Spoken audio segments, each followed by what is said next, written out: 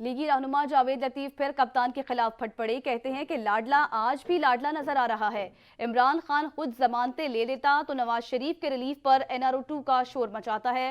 روز روز کے لانگ مارچوں سے ملکی جمہوریت کمزور ہو رہی ہے۔ آنے والے دنوں میں گزشتہ حالات کا مداوع کون کرے گا؟ ماضی میں بے نظیر بھٹو اور نواز شریف پر قاتلانہ حملے ہوئے۔ لاڈلے اسی طرح لاڈلا ہی نظر آ رہے ہیں، اور آج یہ دیکھیں کہ ایک نئی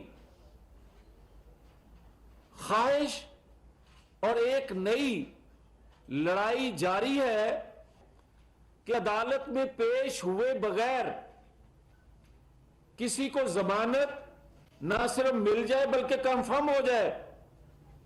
یہ سہولت صرف عمران خان کے پاس ہے۔